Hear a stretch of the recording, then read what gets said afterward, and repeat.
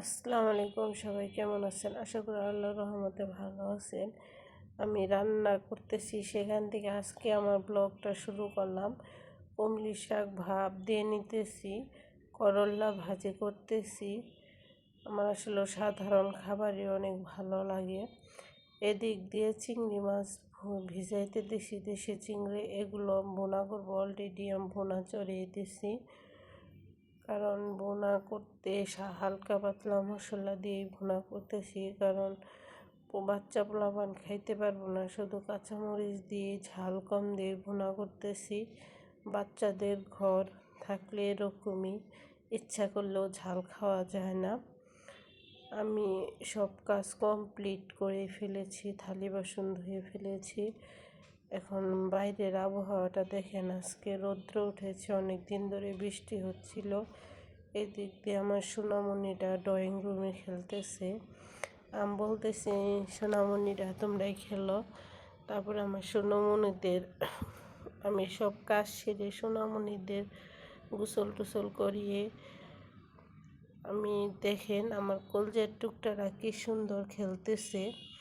আসলে পোলাপান বাসা বাড়িতে থাকলে বন্দি কারখানায় থাকে, তাই তো আমি আমার ড্রয়িং রুমটা অনেক বড় দেখে বাসা নিছি। এদিক দিয়ে আমি সব কাজকর্ম সেরে আবার ফুরিয়ে গেছে, সেগুলো কিনে আনবো। আপনার ভাই যদি দেশে থাকতো তাহলে এখন আমার সব কাজকর্ম সেরে হয়তো বা বাহিরে যেতে হতো না।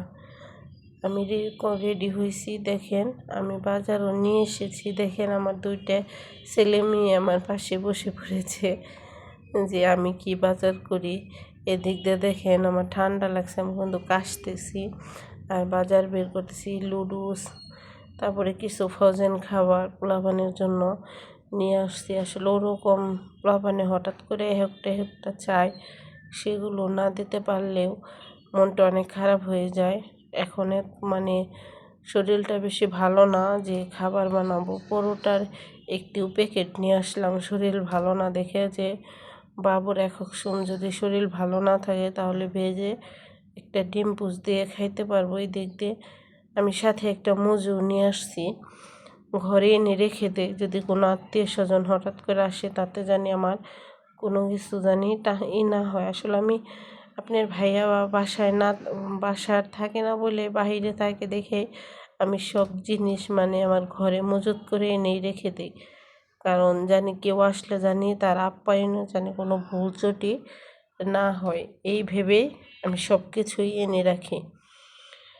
এ তো আমার আজকে টুকিটাকি কেনার ভিডিও আপনাদের সাথে আমি শেয়ার করলাম। আসলে সবই বাচ্চাদের খাবার, দেখেন দেখলেই বুঝতে পারবেন পোলাপানিরই খাবার। দুজনে এগুলো নিয়ে ঝগড়া করতেছে, ঢেলে করতেছে। আসলে এ সময়টা আমাদেরও ছিল, আমরাও ছোটোবেলায় এরকম। সবাই ভালো থাকবেন, সুস্থ থাকবেন, আল্লাহ হাফেজ।